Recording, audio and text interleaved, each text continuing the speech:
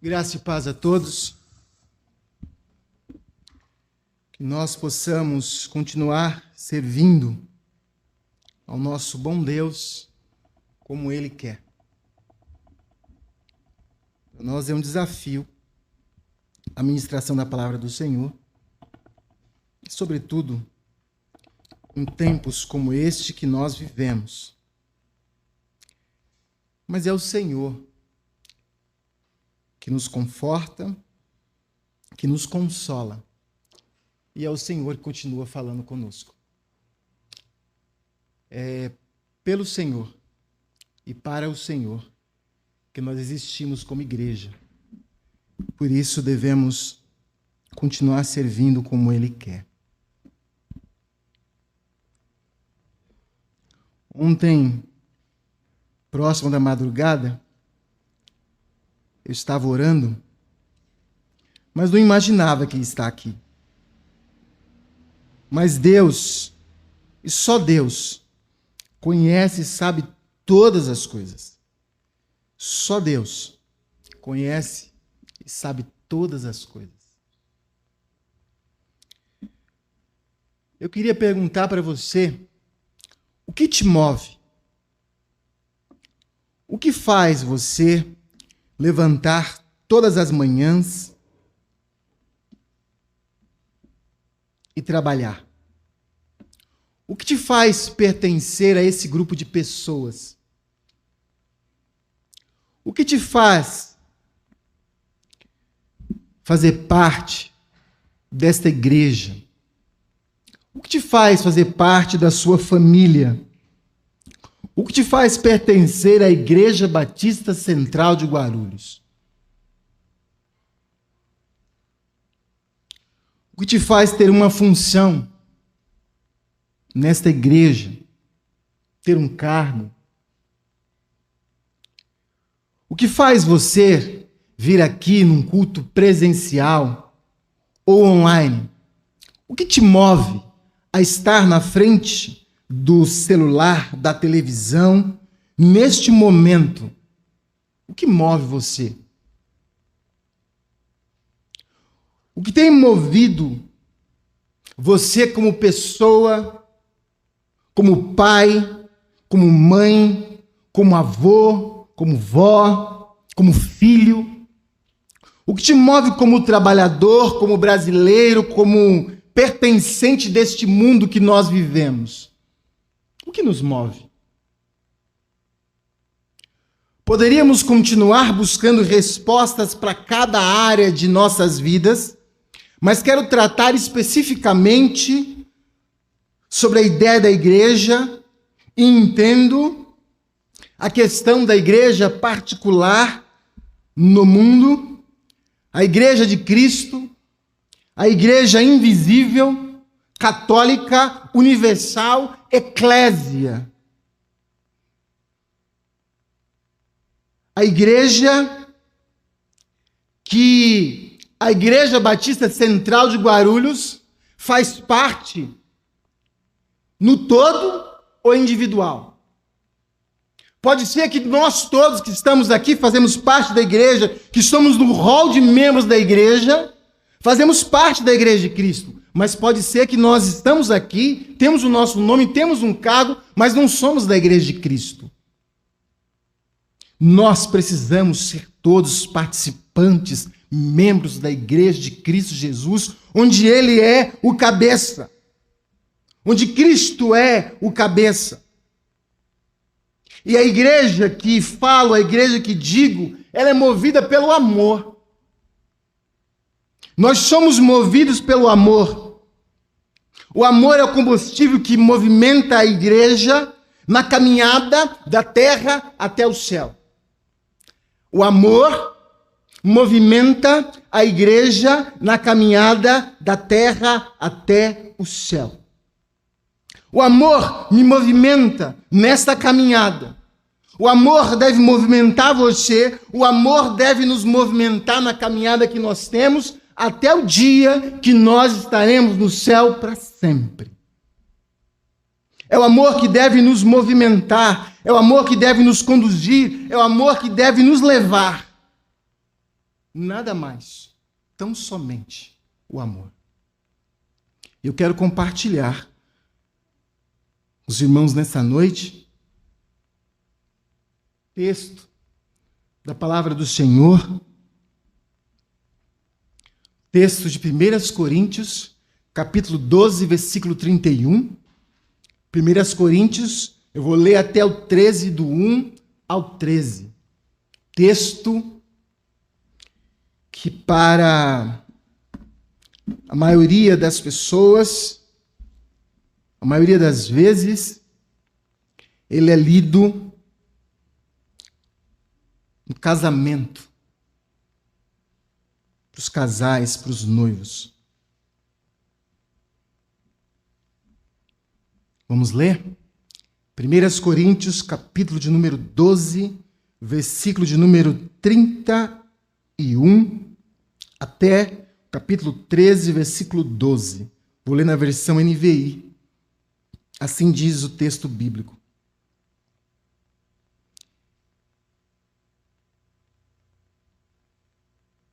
Entretanto, busquem com dedicação os melhores dons. Passo agora a mostrar a vocês um caminho ainda mais excelente. Ainda que eu fale a língua dos homens e dos anjos, se não tivesse amor, serei como o sino que ressoa ou como o prato que retine. Ainda que eu tenha o dom de profecia, saiba todos os mistérios e todo o conhecimento e tenha uma fé capaz de mover montanhas, se não tiver amor, nada serei. Ainda que eu dê aos pobres tudo o que possuo e entregue o meu corpo para ser queimado, se não tiver amor, nada disso valerá. O amor é paciente. O amor é bondoso. Não inveja. Não se vangloria. Não se orgulha. Não maltrata. Não procura seus interesses. Não se ira facilmente.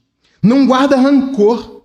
O amor não se alegra com a injustiça, mas se alegra com a verdade. Tudo sofre, tudo crê, tudo espera, tudo suporta. O amor nunca perece, mas as profecias desaparecerão. As línguas cessarão. O conhecimento passará, pois em parte conhecemos e em parte profetizamos.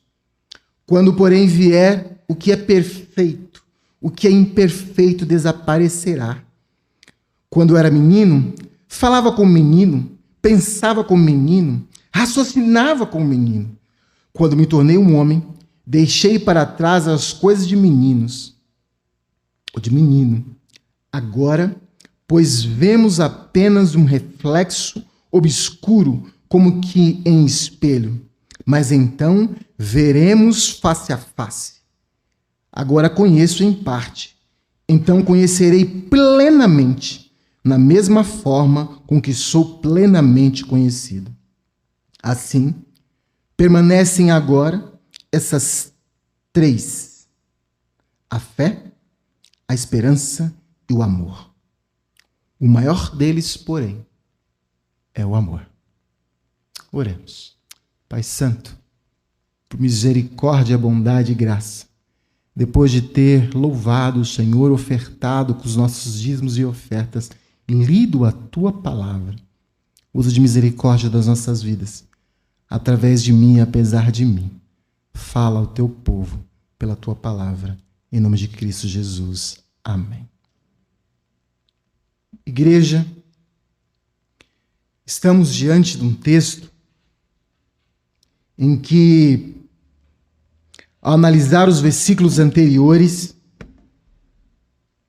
o apóstolo Paulo vai demonstrar, dizer, nos mostrar que de fato a igreja é um corpo.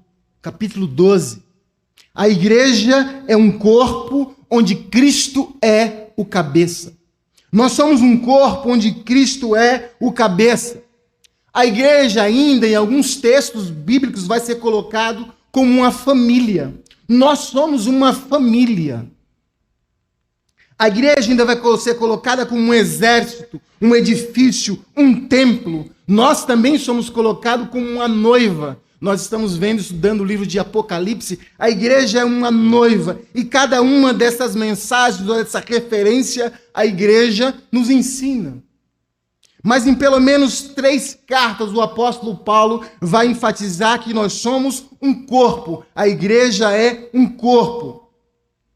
E no corpo, quando o dedinho do pé, a nossa unha, do menor dedinho, está sentindo dor, todo o nosso corpo sente.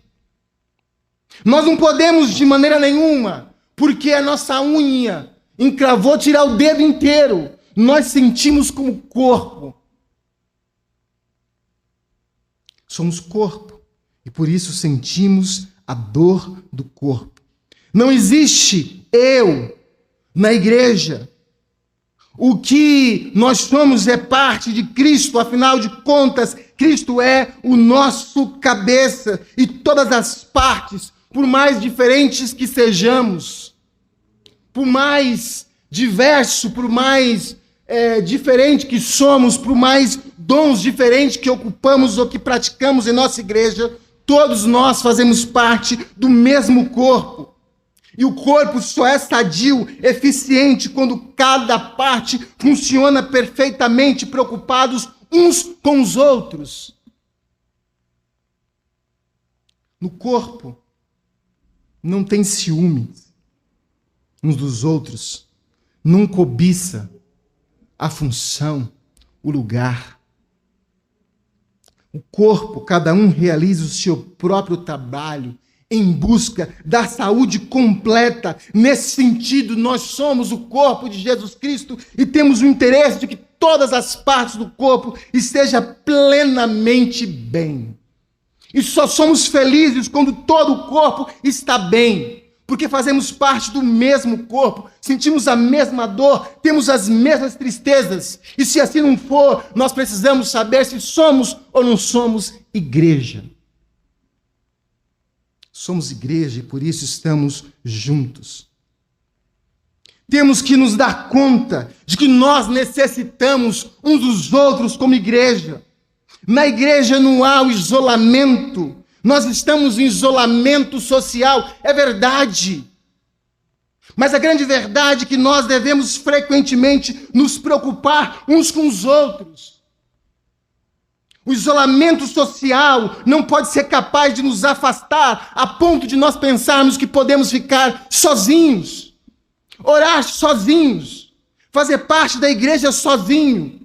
Não, nós somos igreja porque fazemos parte do mesmo corpo e onde quer que nós estejamos, nós fazemos parte da igreja de Cristo. Nada que nós façamos sozinhos pode ser considerado como igreja. Ah, mas eu oro, mas eu faço, eu estou fazendo a minha parte aqui de casa, em qualquer lugar, e os outros que se virem. Não existe isso na igreja. Não existe isso. Nós necessitamos uns dos outros. Nós fazemos parte do mesmo corpo. Quando nos alegramos juntos. Quando fazemos juntos. E quando sofremos juntos. Se quisermos que a igreja seja um corpo sadio, que dê fruto, que cresça, necessitamos trabalhar juntos, cada um fazer a sua parte, mas olhando para todos. Porque se um ficar, nós não podemos continuar. Precisamos ir juntos. Temos que respeitar uns aos outros. Nós precisamos respeitar uns aos outros. No corpo não há um problema, a importância onde eu posso deixar um irmão, uma irmã, independente do que possa acontecer, eu preciso respeitar a condição. Se qualquer parte do corpo deixar de funcionar, eu preciso me preocupar, eu preciso fazer com que ele funcione, porque senão o corpo todo vai sentir. Eu preciso respeitar a dor, o sofrimento, a situação, a condição de cada um. Mesmo que você seja o mais inteligente, o mais intelectual, o mais sábio de todos os homens, você precisa respeitar a condição de todos que fazem parte do corpo. Sempre que começamos a pensar a igreja, nós precisamos respeitar a condição de cada um e amar todos, independente de quem eles são. Porque somos igreja e fazemos parte do mesmo corpo. Devemos simpatizar uns com os outros, ser parte, sentir, ser afetado, sentir a igreja sente na totalidade. Para que isso seja uma verdade, o apóstolo Paulo vai dizer que não há dom mais grandioso do que o dom do amor.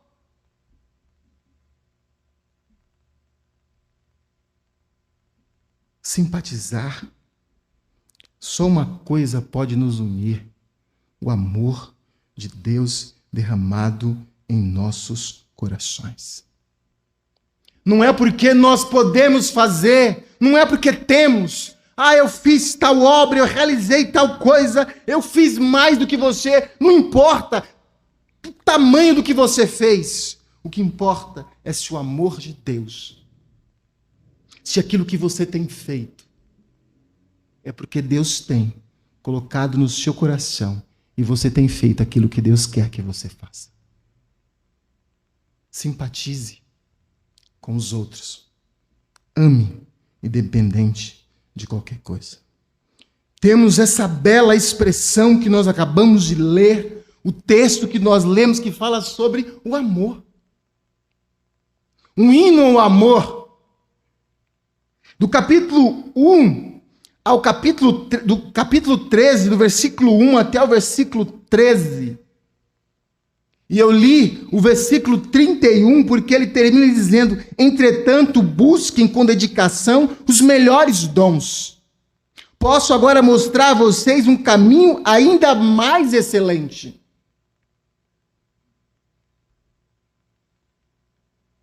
O melhor lugar na igreja é de Cristo. O melhor lugar da igreja é de Cristo. Ele é o cabeça. Todos nós servimos, amamos uns aos outros, cuidamos uns aos outros e servimos uns aos outros. E aí, a expressão do texto, nos primeiros 3 versículos, ele vai dizer: alguns dizem que esse texto é um dos mais belos do Novo Testamento, declarando o amor, os dons espirituais. Mas o texto começa dizendo: você pode ter os dons de línguas. Uma característica dos cultos pagãos, e que alguns hoje ainda querem dons de línguas, e nós podemos escorrer em outra oportunidade sobre se o milagre, se o dom foi ouvir ou foi falar. Mas você pode querer o dom de língua, de interpretar as línguas. Você pode querer o dom de pregar, da profecia, de dizer, de anunciar, de estar à frente.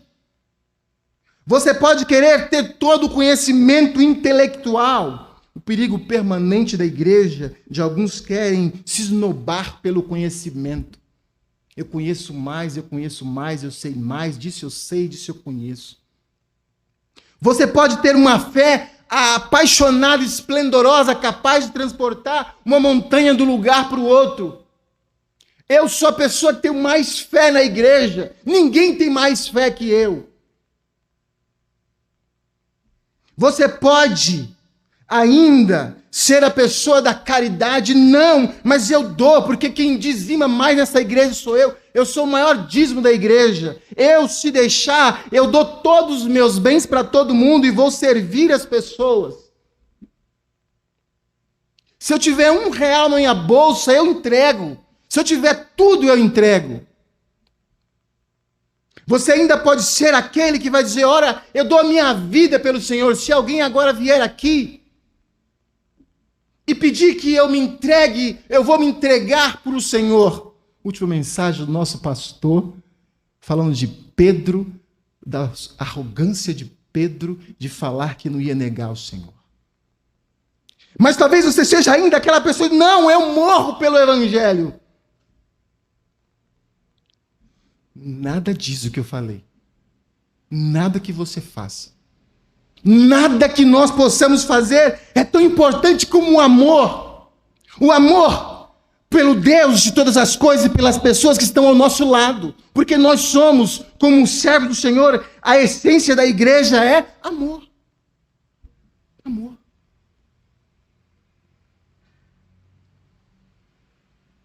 É difícil nesse texto, porque essa passagem das Escrituras nos ensina, nos exige a nos examinar a nós mesmos, se tudo aquilo que nós temos feito, se toda a nossa oração, se toda a nossa oferta, se todo o nosso trabalho, se tudo aquilo que nós temos feito é por amor. Por amor. Amor é essa causa. Se o que nos move de fato é o amor. E o que é o amor? O apóstolo Paulo, do versículo 4 ao versículo 7, 15 vezes, ele vai repetir para nós nessa noite o que é o amor. 15 vezes ele fala.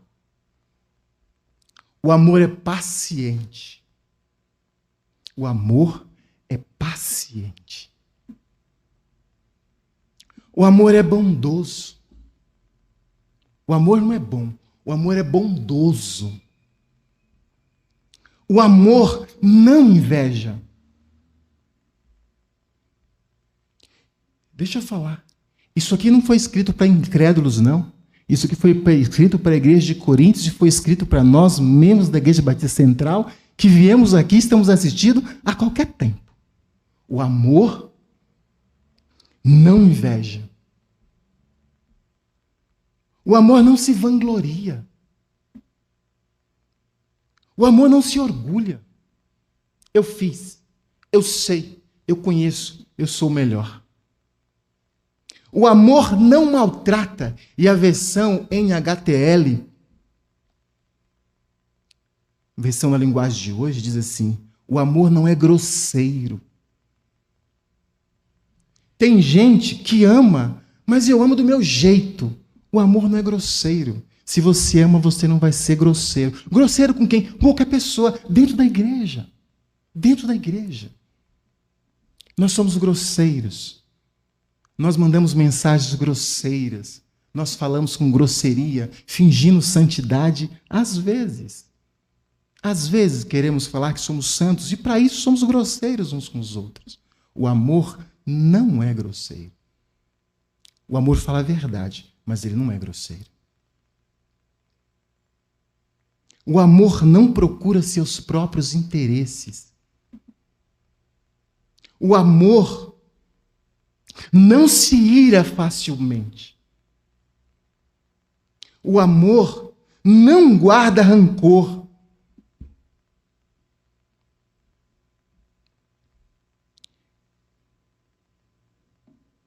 Eu te perdoo, mas sabe aquele negócio lá de 15 anos atrás? Está guardadinho aqui ainda, viu? Um dia nós vamos ter que acertar isso. O amor não guarda rancor. O amor não se alegra com a injustiça. O amor se alegra com a verdade. O amor tudo sofre. O amor tudo crê. O amor tudo espera. O amor tudo suporta. Só com tudo isso nós podemos ser igreja. Só com tudo isso. Porque não é fácil. Nós vivemos juntos, culturas diferentes, pensamentos diferentes, contas bancárias diferentes, realidades diferentes, mas vivemos juntos. Por quê? Porque o amor de Cristo foi derramado em cada um dos nossos corações. E se nós fomos abençoados com o amor de Jesus Cristo, nós precisamos olhar essas 15 declarações e ver se nós estamos encaixados nela, como a Bíblia quer que nós façamos. O apóstolo continua. quando pensamos nas qualidades desse amor como descrita no texto, nós podemos ver claramente, aqueles que conhecem Jesus Cristo, aqueles que já leram os evangelhos, poderão ver todas as características que nós acabamos de ler em Jesus Cristo. Porque Ele é o nosso cabeça, Ele é o nosso guia, Ele é o nosso exemplo e Ele demonstrou para nós como deve ser o amor. Não estou pregando para casais, não estou pregando para namorados, não estou pregando para família. Mas você pode, se você quiser, usar tudo isso e ver se na sua casa tem toda essa expressão de amor. Mas é para a igreja que nós estamos falando hoje. Supremacia do amor. Capítulo 8, do versículo 8 ao versículo 13. Paulo assinala 3 grandes características ou pontos do amor. O amor sempre permanece. Versículo 8, do versículo 8 até o versículo 13. O amor sempre permanece. Quando todas as coisas nas quais os homens se vangloriam, se orgulham, se passam, o amor prevalece. Quando todas as coisas que nós nos sentimos orgulhosos, donos de si, se vão, o amor permanece. Eu estou ficando velho. Percebi recentemente, nesses dias de frio, precisei de usar meia 3 vezes. E fazia muito, mas eu nem usava meia. Mas percebi que estou ficando velho. Usando meia. Antes eu tirava o cobertor, porque meus pés ficavam quentes. E eu deixava os pés descobertos. Estou usando meia. Nesse frio. O que eu quero dizer para os irmãos? Tudo passa. O poder passa. A condição passa. Os recursos passam. O intelecto passa. O grande emprego passa. A grande empresa passa. O poder passa. Mas o amor permanece para sempre. É o amor que permanece. É o amor que permanece. Em um dos maravilhosos versículos bíblicos utilizados nos casais, Cântico dos Cânticos, capítulo 8, versículo 7, aquele que se usa nos casamentos, ele diz assim: as muitas águas não podem apagar o amor, nem o rio afogá-lo. O amor que nós temos um pelos outros na igreja do Senhor não pode ser apagado por um problema, por uma discussão, ou por simplesmente ter pisado no meu pé ou no seu pé. Nós, não é por uma discórdia, o nosso amor permanece. O amor é inteiro e completo. O apóstolo Paulo diz que ele vê hoje, ele está enxergando ainda como um espelho embaçado. As irmãs aí que gostam do espelho para sair para qualquer lugar, que amam o espelho, antes do século XV, os espelhos não eram tão nítidos como hoje. Os espelhos eram meio embaçados, como num bronze, como numa panela. Esses dias eu estava arigando a panela, né, mano? Arigando as panelas, né? Mas aquelas panelas que a gente não aria direito, a gente dá aquela olhadinha assim, dá para ver quase nada. Mas se você arear um pouquinho, você vê um pouco mais. Como aquela geladeira que nós temos hoje, inox, que a gente se olha e consegue enxergar um pouco. Mas a gente não consegue ver totalmente. A gente não consegue ver totalmente. Paulo fala assim, eu estou olhando ainda como um espelho, mas um espelho que não consegue ver a imagem completa. Mas um dia, nós veremos completos. Um dia, o véu do templo que se rasgou e que hoje nós temos acesso a Deus, acesso ao Pai, mas que nós não conseguimos vê-lo face a face.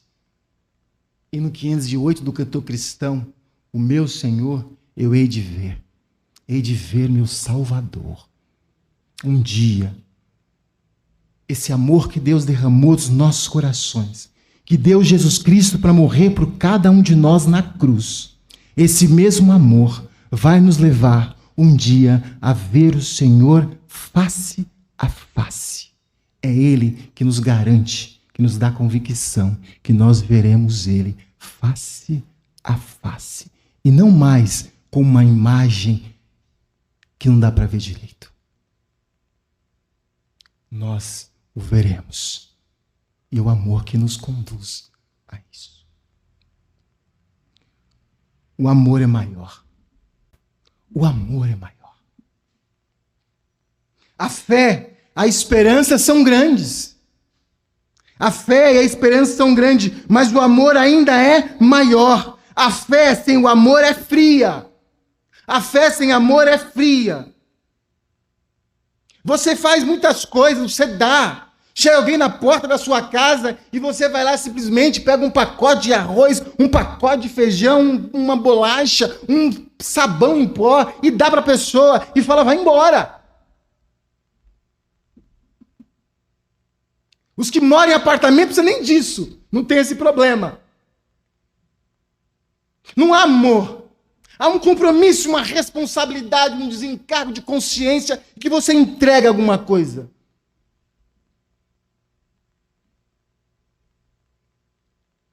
O amor,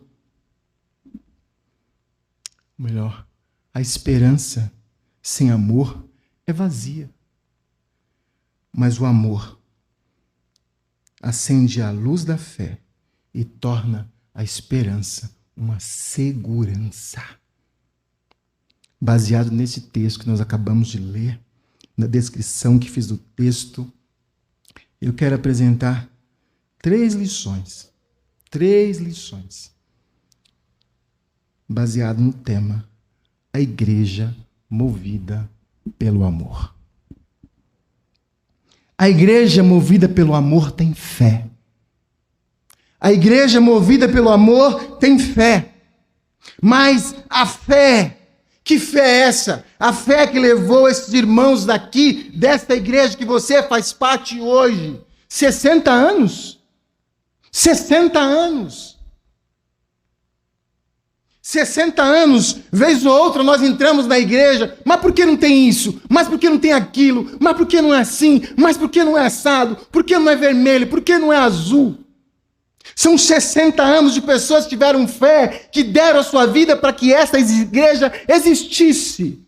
Cada tijolo que faz parte desta igreja, física, foi de irmãos que tiveram fé.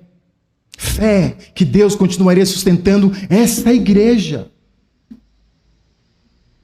É o amor que move a fé para que esses irmãos continuassem essa igreja, para que pessoas estivessem aqui, para que histórias de homens e mulheres que passaram por aqui pudessem continuar essa igreja, para que hoje nós estivéssemos aqui e continuássemos até o dia que o Senhor queira.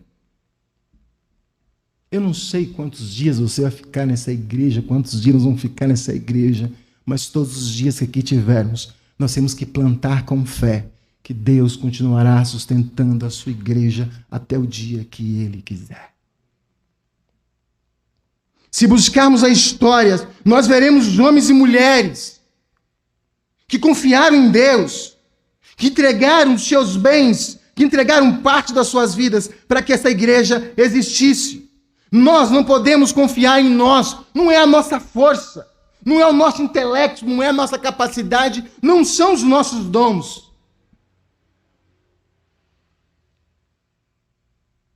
O que faz a igreja central continuar como igreja é nós pensarmos como Salmos capítulo 20, versículo 7. Uns confiam em carros, outros confiam em cavalos, mas nós fazemos menção ao nosso Deus. Nosso Deus. É Ele, por Ele, que nós somos igreja do Senhor. Segundo, a igreja movida pelo amor tem esperança. Nós temos esperança. Ao longo de toda a história, se nós formos ler a história da igreja como um todo, desde o primeiro século até hoje, Os nossos antepassados, eles tinham esperança, convicção, certeza da vinda do Senhor Jesus Cristo, de que eles poderiam ver o Senhor e de que era o Senhor que daria para eles a continuidade, a existência. E quando eu olho o texto de Jó, capítulo 19, versículo 25 e 28, antes mesmo que a igreja existia, no seu sofrimento, na sua dor, quando perdeu tudo, quando não tinha mais nada. Porque é fácil nós falarmos de esperança quando temos tudo. Mais difícil é falar de esperança quando não temos nada. Aí Jó diz assim: eu sei que o meu Redentor vive e que por fim se levantará sobre a terra. E depois de consumada a minha pele, contudo ainda em minha carne verei a Deus. E talvez você possa falar esse versículo, não, pastor. Mas tem muitos de nós que estamos com a nossa esperança, com a nossa convicção, com a nossa certeza no preço do dólar de amanhã. Você está com a sua convicção esperando ainda qual vai ser o IGPM. Qual vai ser o resultado da última pesquisa do Datafolha, a pesquisa eleitoral. A nossa esperança está no porvir. A esperança da igreja está no porvir. Nós temos que viver, nós temos que comprar, nós temos que trabalhar, os jovens têm que casar, temos que fazer tudo. Nós temos que andar, temos que viver, temos que fazer.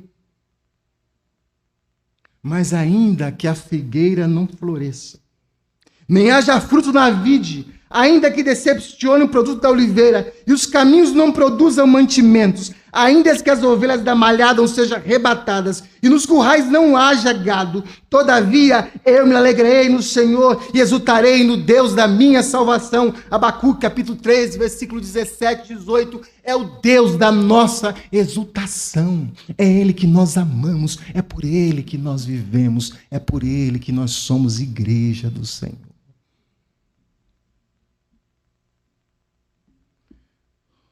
Queremos continuar vivendo, crendo, tendo fé e esperança no Senhor. Por fim, a igreja movida por amor é redundante em amor. Redundante em amor. Igreja Batista Central, nós temos muitas coisas para fazer, muitas coisas para decidir, mas tudo que formos fazer, tudo que formos pensar, precisamos fazer por amor e com amor. Todas as nossas atitudes devem ser baseadas com amor. Como pastor, quem lidera, lidera por amor. Quem leciona, leciona por amor. Quem administra, administra por amor. Quem limpa, limpa por amor. Quem prega, prega por amor. Quem toca, toca por amor. Quem cozinha, cozinha com amor. Quem decide, decida por amor. Tudo que nós façamos ou viemos a fazer na igreja precisa ser por amor. Cada culto, cada dia, cada vez que você adentrar, cada ligação, cada WhatsApp, cada coisa que você falar na igreja, fale por amor. Por amor. Por amor. Por amor. Por amor. Muitas vezes o nosso amor é autoritário, é de autoconhecimento, é de autoexaltação. A minha ideia, o meu projeto, a minha vontade. Não é a sua vontade, não é o seu projeto, não é o que você quer. É o que Deus quer para nós. E o que Deus quer para nós? A igreja moderna, cheia de muitas coisas, muitas vezes cresce. O amor de Deus sobre todas as coisas e o amor do próximo como a nós mesmos. O amor de Deus sobre todas as coisas e o amor do próximo como a nós mesmos. Depois de ter passado para a irmã Mônica o tema da mensagem, eu estava na minha preocupação, se o tema tinha a ver com aquilo que eu passei na mensagem. Eu falei, eu vou mudar o tema da mensagem. Aí Deus falou assim, não, vai mudar não. Eu quero acrescentar para você um pouco mais. E quando eu já tinha feito a conclusão da mensagem, que eu queria mudar o tema, Deus me disse,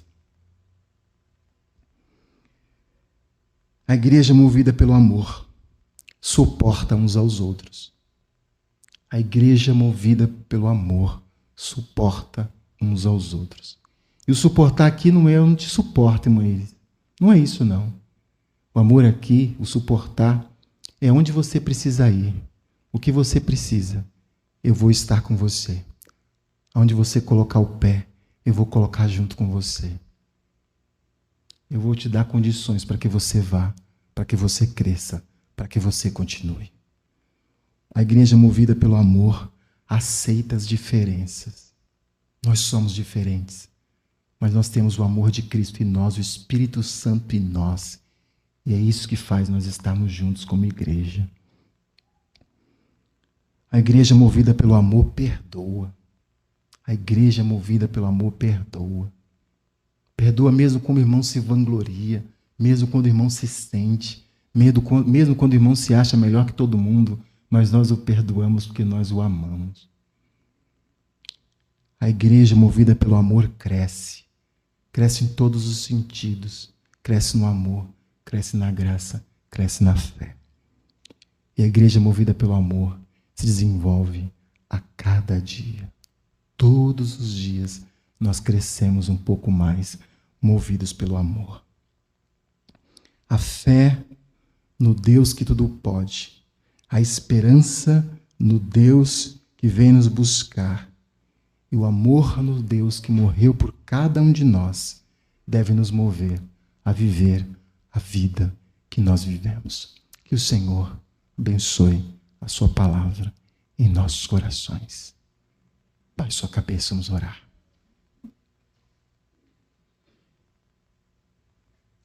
Senhor Deus eterno Pai, quantas vezes nós esquecemos de amar quem está do nosso lado? Quantas vezes nós acabamos os cultos e vamos embora e sequer pensamos ou dedicamos um tempo aos nossos irmãos? Quantas vezes nós não sentimos a dor um do outro? E quantas vezes nós queremos ter a opinião mais importante que todos os outros? Nos ensina como igreja a respeitar uns aos outros,